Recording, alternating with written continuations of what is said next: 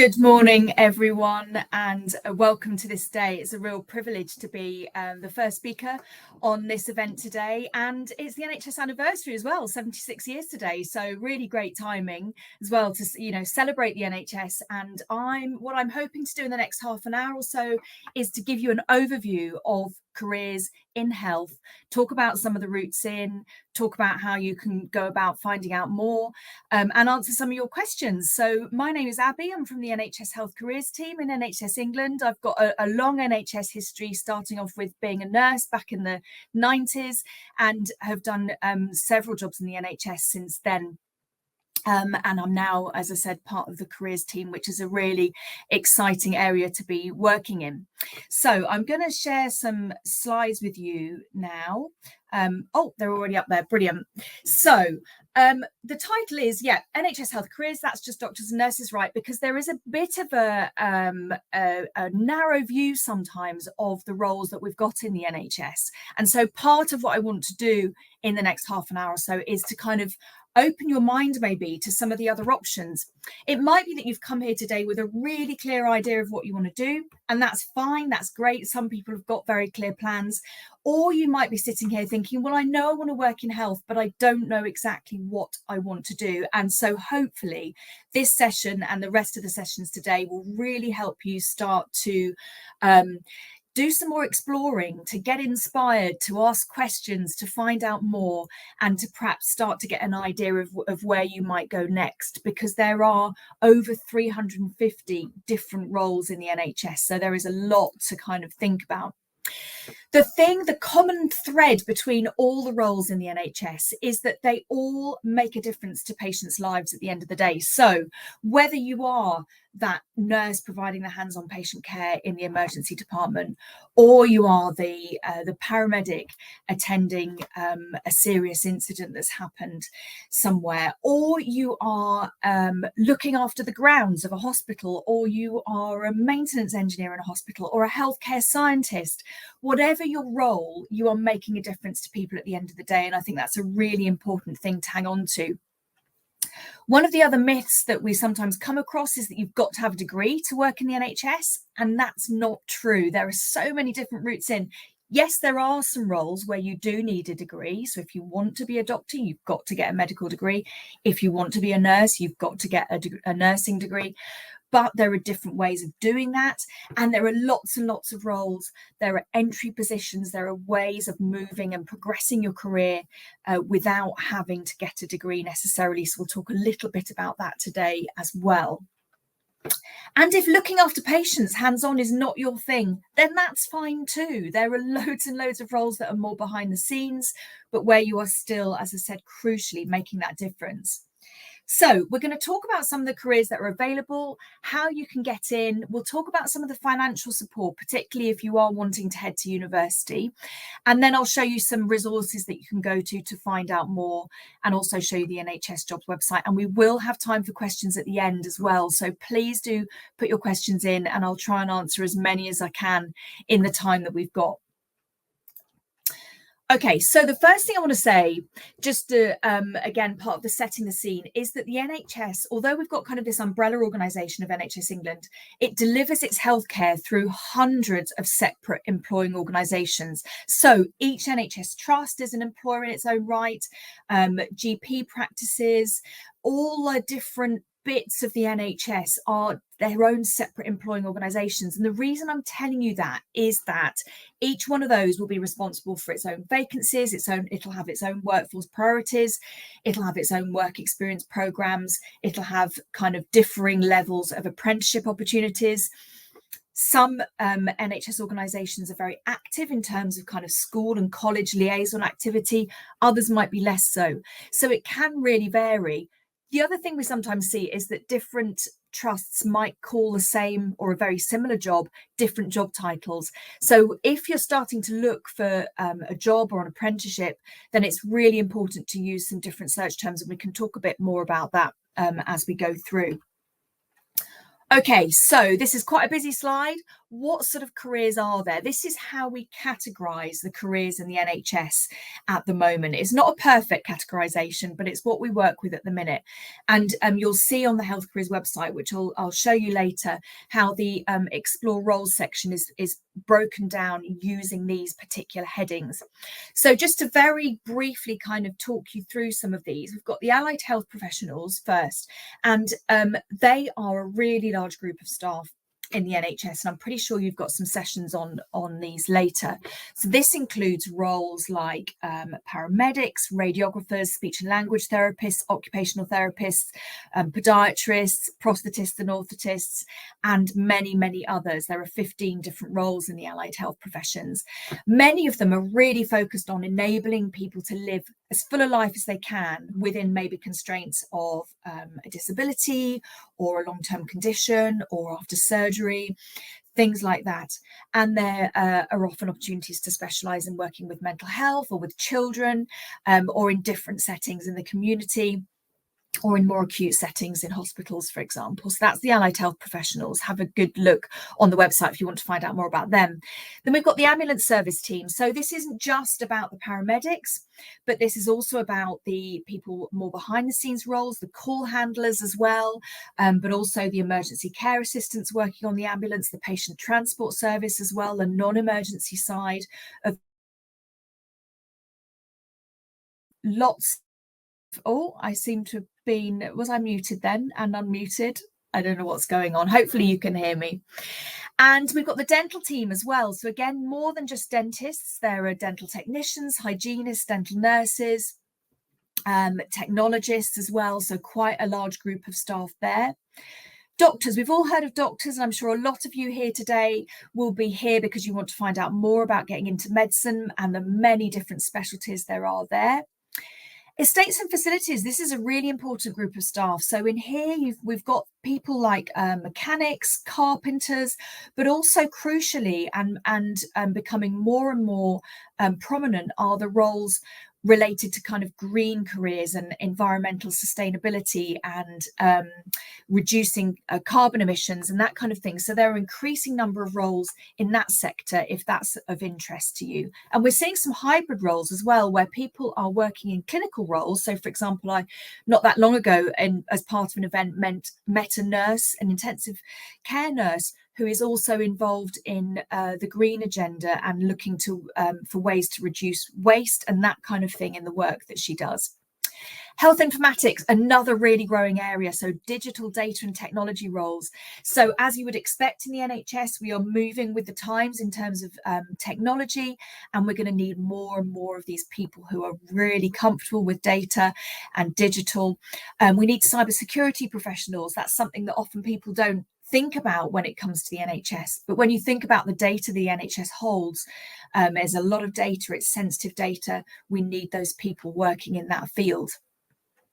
Healthcare science is another area that perhaps not a lot of people know a huge amount about. So you might think about the roles that are very laboratory based, and there are some roles like that, particularly when you think about biochemistry, but we also have patient facing roles in healthcare science. So cardiorespiratory specialists and sleep specialists as well, neurophysiologists, lots and lots of roles where you can combine that love of science with a diagnostic and treatment side of things, but in a healthcare science role rather than kind of medicine or nursing. Management, we need lots of types of managers, finance managers, HR, estates managers, strategy, project managers, you name it, there are lots of opportunities there. The medical associate professions, this is a pretty small group of staff, so it includes roles like physician associates, anaesthetic associates. And midwifery, we've all heard of midwives, but we've got the maternity support workers as well, working and supporting the midwives in what they're doing. And then nursing with its 4 different fields, so adults, children's, learning disability and mental health nursing, with numerous routes to get in and lots of opportunities for expanding and progressing careers there. And then pharmacy. So again, it's not just pharmacists, but you've got assistants and pharmacy technicians as well, and various routes in. And the psychological professions also expanding massively. So, you know, we're all aware of the mental health challenges that so many of us in our society face. And so the psychological professions are both expanding in number and in types of roles as well, to be able to provide the support that's needed. Public health roles too. So again, some of these are based in local authorities, some of them are in national roles, some are within the NHS, and this includes roles like school nursing, as well as those people that are looking for ways to protect our wider society and to maximise health within our communities. And last but definitely not least, the wider healthcare team. So this incorporates many, many different roles that are as important as all these others, and all work together to make the NHS function well. So that's a bit of a kind of a gallop through those categories, but hopefully it's just giving you a little bit of a taste, and you can go away and find out more if you want to. So I just wanted to give you an idea of a few of the roles that might appeal to you depending on the sort of thing you want to do. So if you're a very hands-on person and you really enjoy, you want to use practical skills in your work, then I've just pulled out a few examples of roles that might interest you. This is not an exhaustive list, okay? It's just a few things to get you thinking. So I won't read them all out, but roles such as clinical photographer or emergency care assistant, IT support engineer or prosthetist. So that's someone who helps to develop prosthetic limbs, for example, for someone who has lost a limb or perhaps been born without one. So lots and lots of different opportunities there if you're a very hands-on person. Or maybe you're really keen to work with children and young people and support them in some way, maybe in a psychological profession or as a health play specialist, newborn hearing screener. Again, lots of different roles there. It's not just about being a children's nurse or a paediatrician, but there are many different ways to do that. I'm sure a lot of you here today are here because you love science and you want to use that in a way that helps people and makes a difference to lives. And again, just a few examples here. Obviously, there are endless examples of roles within the NHS where a science interest and skill set is really, really important. Okay, so I mentioned earlier that there are lots of different entry points, and I kind of think of it as a little bit like a tube line in London, where you don't have to get on at one end of the tube line and travel all the way to the other end on the same line. You can hop on at different points, you can change lines, you can do different things. And I think that's one of the brilliant things about the NHS, is that there are so many opportunities, and I've done this in my own career where I've moved sideways sometimes and then up and tried something different and taken opportunities as they've arisen. I haven't been on a kind of set path as such. For some people, they've got a really clear plan, and that is great. And you know, there is nothing wrong with that, but there's also nothing wrong if you don't have a plan. Okay, so never panic, never think that you've closed off doors by choosing one set of A levels over another, because there will always be a way to get to where you want to go. It might take a little bit longer, it might be a little bit kind of wiggly and wavy, but that doesn't matter. It won't be wasted experience along the way. So we'll talk about work experience a little bit later on, but you might want to get into volunteering. That might be your entry point into the NHS. There are entry-level roles. So there are roles that even if you don't achieve maths and English GCSEs, you can get a role and get supported to gain those qualifications as part of your role. There are apprenticeships available. There are some roles, as I said, where you need a degree, and there are some roles where you need postgraduate training as well. Clinical psychologist, for example, you need to do a degree and a postgraduate qualification. And some people come into the NHS having gained experience in other sectors, and they bring transferable skills and life experience with them. So there are no right or wrong ways, and just kind of highlighting the different ways you can get in. Okay, I had a look on NHS Jobs in the last week or so, and these were some of the live apprenticeship vacancies that I found. Again, this is just to give you a little bit of an idea. I just pulled out a selection across the country, and I'll let you have a bit of a look at the range there, because we've got everything there from junior data scientist to a psychological wellbeing practitioner, ambulance service call handler, content creator. Had you thought about that there'd be content creators in the NHS? So just giving you, as I said, a bit of a flavour of the range that's out there. So these are apprenticeship opportunities that have been live very recently. Excuse me. Okay, in terms of degree level apprenticeships, these are apprenticeship standards that have been approved for delivery.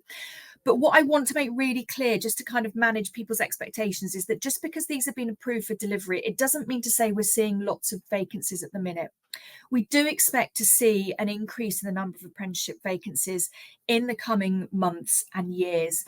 But it is possible to become a registered healthcare professional in these healthcare professions by doing a degree level apprenticeship. So you'd get paid while you're doing it. You don't have tuition fees. That's all taken care of for you. And you'd be getting that hands-on experience while you're doing it. Apprenticeships in the NHS are advertised on the NHS jobs website.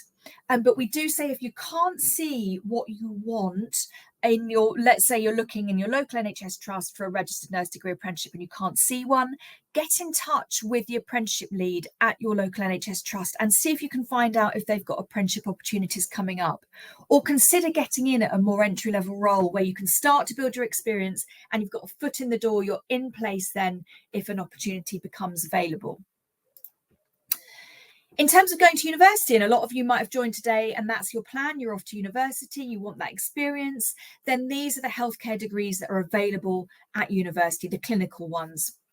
And there are also a number of these that attract some funding, which is good news. So there's something called the NHS Learning Support Fund. If you're studying nursing or many of the allied health professions that I mentioned, or midwifery, if you're eligible for student finance through Student Finance England, you'll be eligible for the NHS Learning Support Fund, which gives you £5,000 a year that doesn't need to be repaid. Okay, it's not a loan, it's a grant, and that's to help you towards your living costs. There are also some extra bits to that. So there are some specialist subjects that are harder to recruit to. So mental health nursing, learning disability nursing, radiography, podiatry, prosthetics, orthoptics, and you'll get £6,000 a year if you're studying one of those, which is great news. And also if you're having to travel to clinical placements, then you can get some help with travel and accommodation costs as well. The NHS Business Services Authority is the organisation that administers that, and you get paid in termly instalments, I believe, across the academic year. Also, if someone has done a degree already in something else and then decides they want to retrain in a healthcare profession, healthcare degrees are a bit different to other degrees in that usually people can get a second round of student finance. So that's just worth bearing in mind as well, that there are exceptions made for many healthcare degrees. Medicine and dentistry degrees have slightly different arrangements, are quite complex. I'm not going to go into those in detail now, but you can find out information on the Health Careers website if you want to have a look.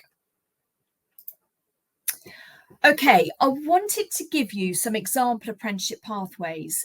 So for those of you that are thinking, I'm not sure university's for me, it's not quite what I want to do, I want to get stuck into the workplace sooner, I want to start earning money, then these are some of the ways you can progress your career by doing a series of apprenticeships, because you can do more than one apprenticeship, one after the other. So you could, for example, start off in a healthcare science assistant apprenticeship at level 2. That's equivalent to GCSE level. You could then move on to a healthcare science associate apprenticeship at level 4.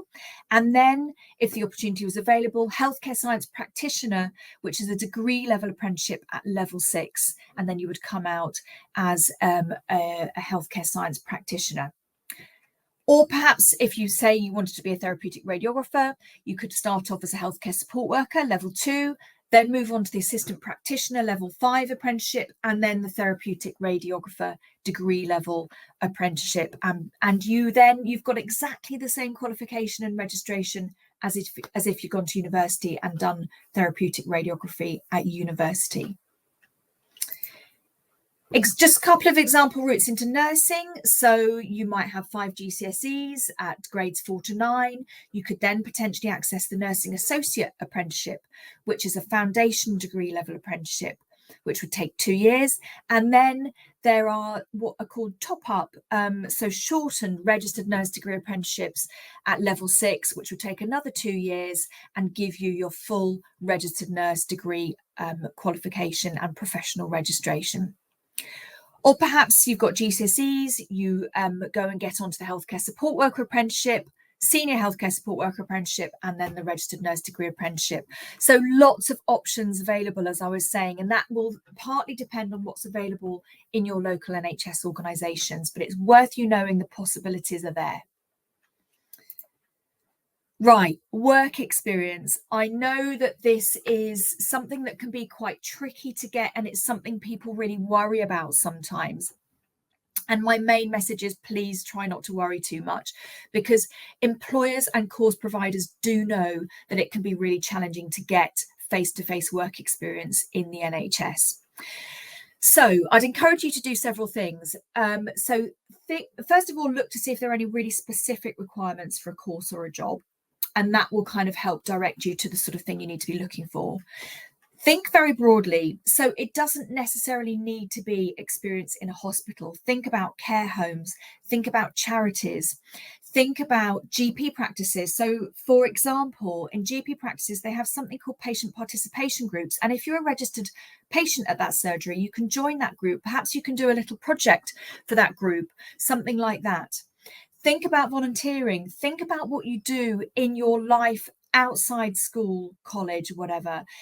Have you helped an elderly neighbour with shopping, perhaps? Even if you work in a shop at a weekend, that's delivering customer service. You're showing that you can work in a team. You're showing that you've got communication skills. You're able to demonstrate that you respect people and that you are compassionate to people. We'll talk about the NHS values in a minute and how important they are and all the different ways you can evidence them. So use examples from all areas of your life. Look online as well. There are an increasing number of kind of virtual work-related learning opportunities online. So get onto Google, have a look and see what's available. Some of it might only be available for people in your area. Some of it might be available nationally. So have a look and see what's there. But also do look at your local NHS organisations. They might have work experience opportunities there. Go onto their websites, put work experience or volunteering into the search bar and see if they've got a contact that you can get in touch with there. So knock on as many doors as you can, get as many different types of experience as you can, and don't get completely hooked on it having to be a face-to-face hospital work placement. There are lots and lots of different ways of showing that you're the right kind of person for a course or a job and that you've done your homework. Look in the media as well. There is plenty to look at in the media about the NHS. Find out what the current issues are. Find out what some of the plans are. The NHS has got a long-term workforce plan. Have a look at that and see what it says. So gather as much information as you can. Talk to people that you know that work in health. How did they get into their job? What do they love about it? What do they find challenging about it? Just absorb as much information as you can. And also, actually, just what I'd also say is it's about what you take from an experience. So even if you're offered a morning shadowing someone in a workplace, take that and have your eyes and ears open as much as you can. Write down what you've learned from it. What did you observe? How did you see the staff behaving? Did you see the NHS values displayed? So keep a log of what you're doing as well so that you've got that evidence there. Okay, the NHS does something called values-based recruitment, and this is so important because we are looking for the people that have the right qualifications and experience. Of course we are, but just as importantly, we need people who hold the values that align with the NHS values. And the next slide will show you what they are. So if you want to join this team of 1.4 million that the NHS has, we want to make sure that you're the right kind of person for the job. You might get 4A stars in your A-levels, but you also need to be able to treat people with dignity and respect. You need to understand what compassion is and to be able to demonstrate that.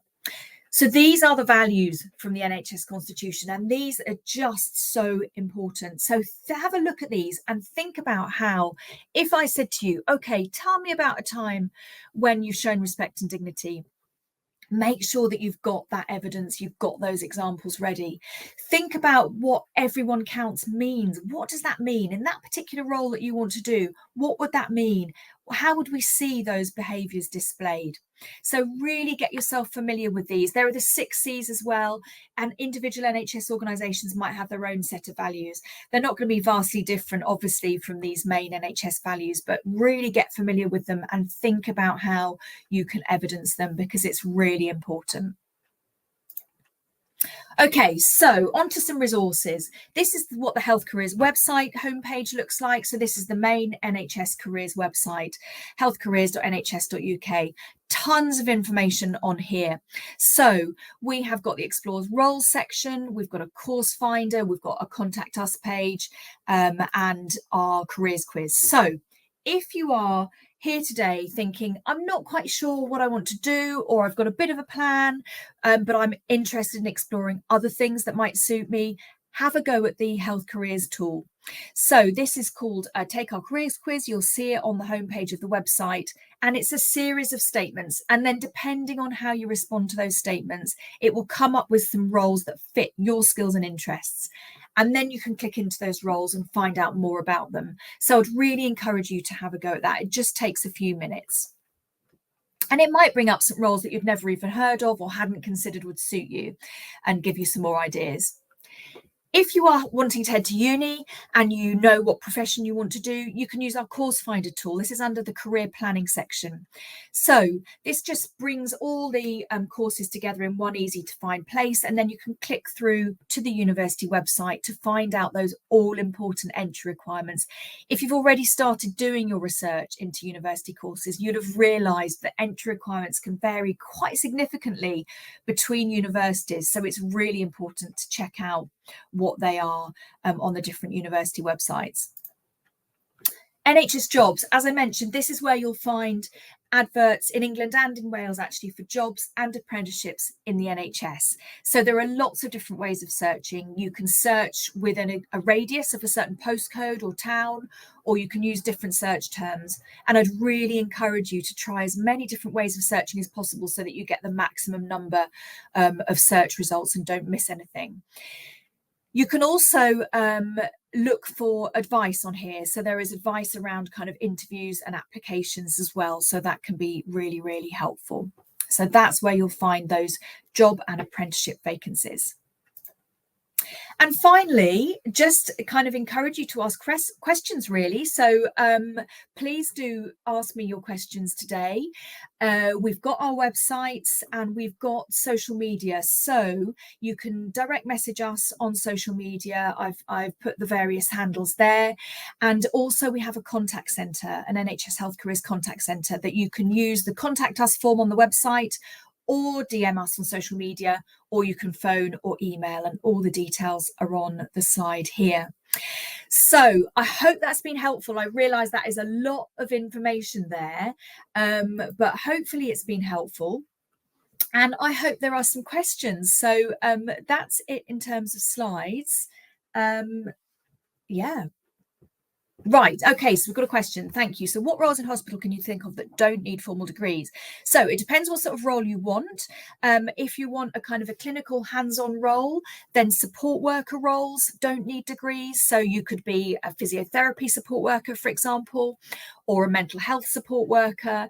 There are lots of different options there. If you're thinking about medical laboratory assistant as well, on the non-clinical side, all sorts of roles. So IT support, there are communications and media roles, finance roles, admin roles, all sorts of things. Get onto the website and have a little look. And also, if you do the careers quiz, the first thing you'll see is that you select a qualification level that you want to have a look at, so you can see what comes up there. So I hope that helps. Okay, any more questions? Medicine, nursing, and a career in health, but not sure what yet. So just do an explore, have a look on the website. We've got some videos as well. We've got a YouTube channel. There are people talking about their roles. So have a listen to those, see what some of the opportunities are. There are so many different settings you can work in as well. It's not just hospitals, it's people's homes, prisons, education establishments, GP practices, so many different places that people in healthcare can work. So good luck making your decision, Charlotte. Are there any more questions?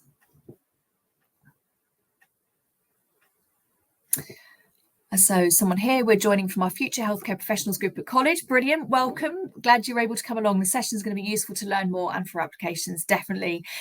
So yeah, as I say, hopefully you'll find the information. If you look at the career planning section on our website, we've got application information there as well. So have a look into that, and the NHS values as well.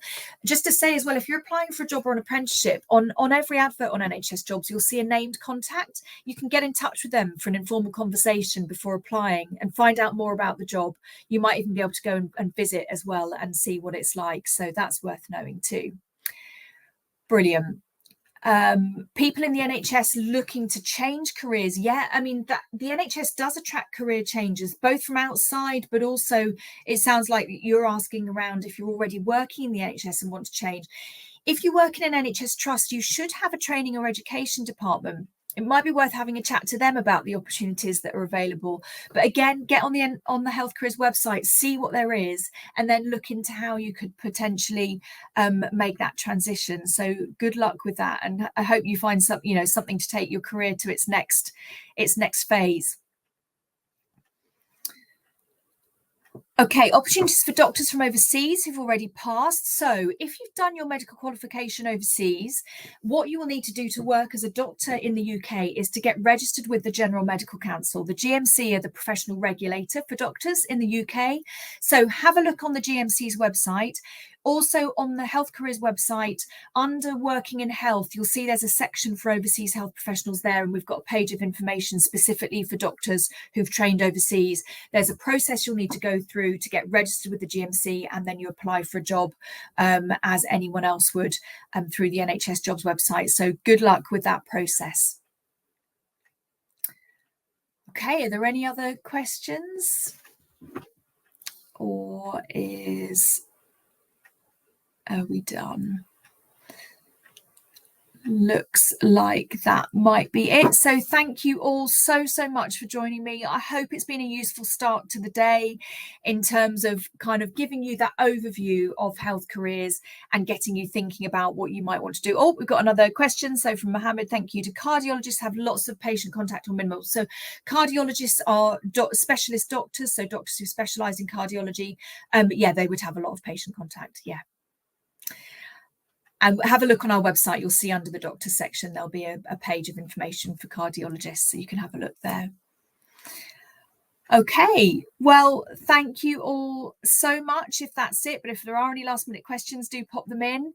But otherwise, looks like there might be another question there from Yulia. So if you've passed PLAB, you've got the GMC license. Okay, so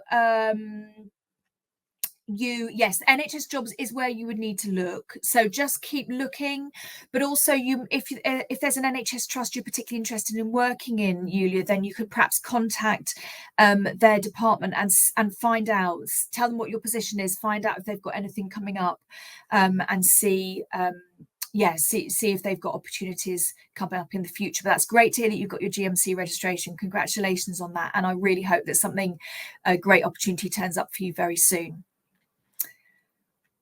Okay, right. I think that may be it. So thank you so much for joining me, everyone. And I really hope you enjoy the rest of the day and learn lots, get really inspired, and give you loads of food for thought for over the weekend. Thanks, everyone. Bye-bye.